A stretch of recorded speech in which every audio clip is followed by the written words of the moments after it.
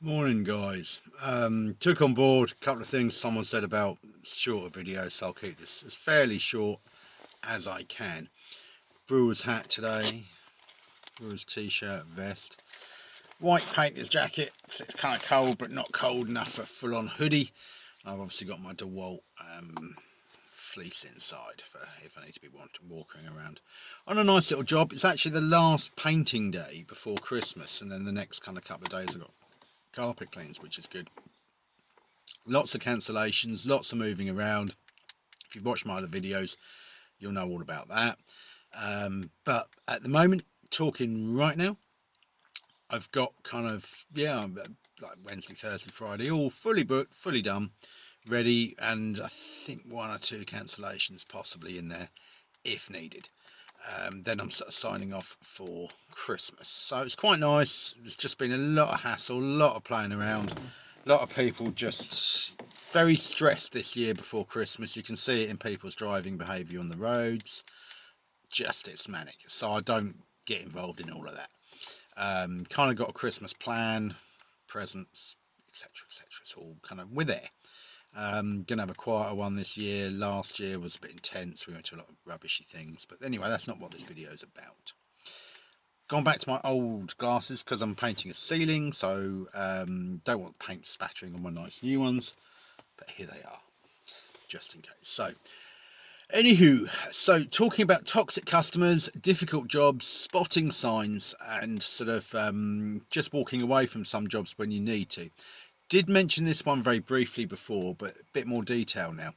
Now, some of this doesn't come until you've been around a very long time, because you can actually almost sniff it straight away. You can sniff difficult people. Like the job I'm on today, they're fine. Guy's got some issues, but it's fine. They're leaving me alone to do the job. They're checking it over. They're saying if they've got an issue, it's all just normal. They're just a bit different, which is fine. Absolutely fine. And a Marvel fan, so he gets my love. Not a problem, you know. Anyway, Gavin, don't start. And sort of mentioned this to John Edrington, and sort of how people won't ever change with behaviour, and he was talking about something really dark and stuff. But it's bearing in mind that people never change. Certain types of people never change. And the new chap, fitness guy, welcome. You like my videos, and so you said about the short thingy. So anyway, on the back of one last week, I'd had a carpet clean I'd had to walk away from very quickly. Had a customer wanting a quote, and it had been difficult to kind of pin them down to a quote. So I rang them. I said, actually, I'm free. I can come. So again, stress breeds stress. We've spoken about that before. Perhaps I should have had a longer conversation with her and sort of found out what she wanted. But anyway, I attended the quote. Drove there, and from what I could tell, they were living in a house which I'd not seen yet, and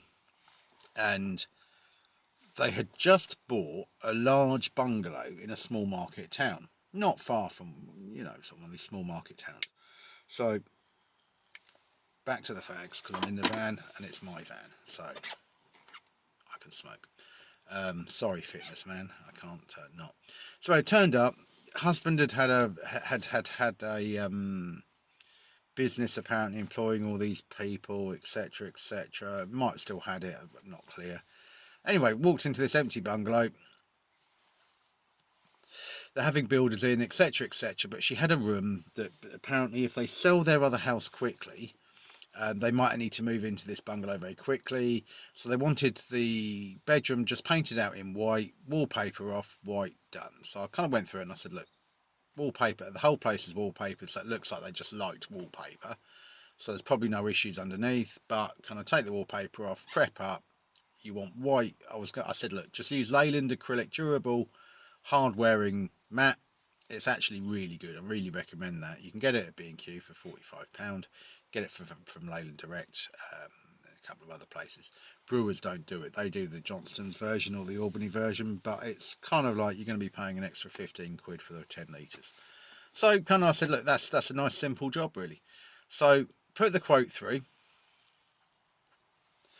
All seemed okay. I was picking up a few kind of little toxic bits and pieces, but I thought, you know what, it's fine, because I can just simply you're not going to be there. It's an empty house. I'm going to do it. You'll pay. Boom. So put the quote in. She said, "Can I book you there?" And then I said, "No." I said, I don't do that. I said, "It needs to be a proper email." I said, "Because I don't do things ad hoc or kind of casually. Need it all sort of just going to adjust that collar look. That's better, isn't it? A little bit more smarter now." So don't do things casually. It's all quite kind of like there.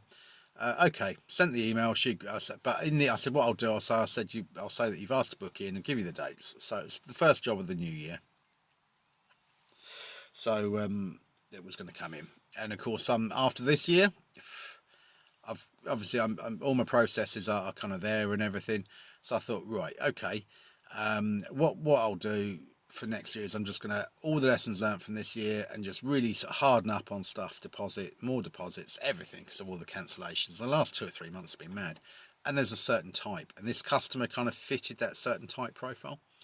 So he comes back to me and says, "Well, actually, now I've booked those days, can I actually use you in the other house, and can you do this, this, and this?" I didn't have the skill level for some of it, so I said, "No, you can't."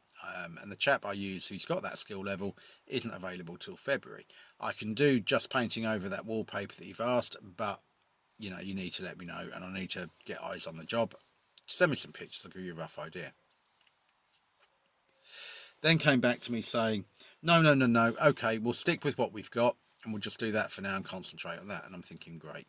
I'm also thinking, yeah, good luck selling your big kind of 4-bedroom detached house. They're not selling around here at the moment, and the prices are just descending big time.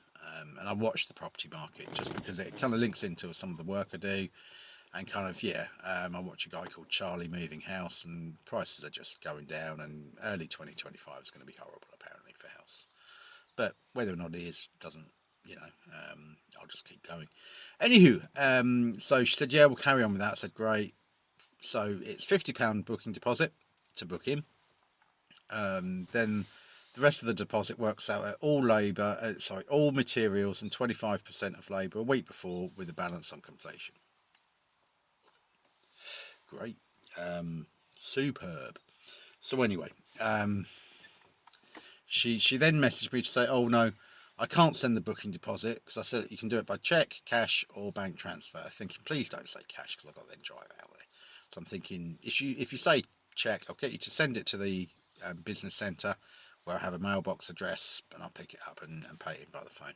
"Oh, I can't do it by backs. There's a problem. I've got someone who knows about technology coming around later on tonight. I'll do it then." Great. Okay, that's it. I'm waiting to hear if something else comes in.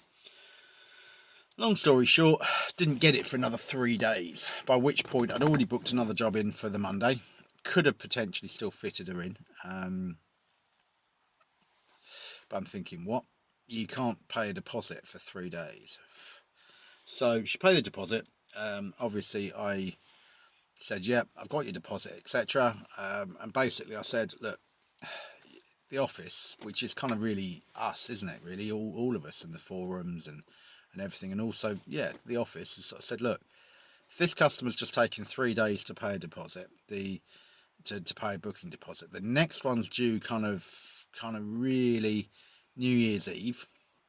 You're not going to get that deposit then, because she's going to have to go to the bank apparently to do it, and then obviously your final balance she's not going to be able to do. So therefore, kind of, you're watching your bases. And of course, as self-employed, the sole intention, the biggest thing is never take on a job unless you can afford to lose all the money on it. That's the first thing. All right, first thing. But anywho, so I'm really sorry. This is now flagged up as late deposit because you said you were sending it. There's been no communication since then that there's been a problem. Had she texted me to say that there's still a problem, etc., etc. It's all about communication, and it's this time of year people get stressed, they're flustered, they want stuff done, etc., etc. So kind of the next thing is, I said, right, okay, that's no problem. However, terms will now change, and it's full balance a week before. I'm not going to rip you off. I'm going to come and do your job, but just there's too much. I don't really want to have the first week of the new year chasing up. I think by the time we'd finished, I think she'd have probably owed, I think by the time I'd taken the other, if I had done it the usual way, she'd have still owed me like 400 or 500 quid. So I don't really want to spend the first week of my new year chasing that. Being honest, just being completely honest, I don't. So I said, it's full balance. And she said, no, no, no, no, I'm happy to pay. The other deposit is agreed, but the full balance I'm not going to do until you completed. So I said, right, okay. And this was on Friday. I'm not going to get into an argument. I'm not going to spend my weekend messages backwards and forwards. She'd done it the last weekend as well, kind of like texted me like 6 p.m. on the Friday. And I thought, no, you're one of these. You're just going to be a lot of hassle, and I don't want it for the first week of the new year. So I said, okay, no problem. Can I have your bank details, please? I'll return your booking deposit. Did that last night. And again, another delay. Now, I've got my bank details ready. Even my mother, right, who I don't really see or speak to, I know has her bank details to hand. So turned around and she said, yeah, I can't let you have those bank details until tomorrow. And I'm thinking, okay, no problem. I will leave that until kind of Friday. And I don't have a home address, but if it comes to it, I will just simply send a cheque to her at the address I quoted for, to there, by post. Done. Not going to play around with these people, and that's it. And the good news for the story is actually it turned out that that something else came in for the first week of the new year, and my son and I will be together for that week. So in actual fact, it worked out for the best. But that's the kind of little story about how to deal with a toxic customer. They're stressy, they're flustered, they're not dealing with things well, they can't even pay a deposit for 50 quid. Now, if that had been me, I would have texted the tradesman that night and said, look, really sorry, still can't do the booking deposit, please bear with me, I'm going to go to the bank first thing tomorrow to do it if it was that important to them. But they've already tried to change the job. I don't know if they're going to change it again, and it could be hassle. So yeah, just a little something to watch out for. So anyway, shorter video than usual. Hope this is better for you guys.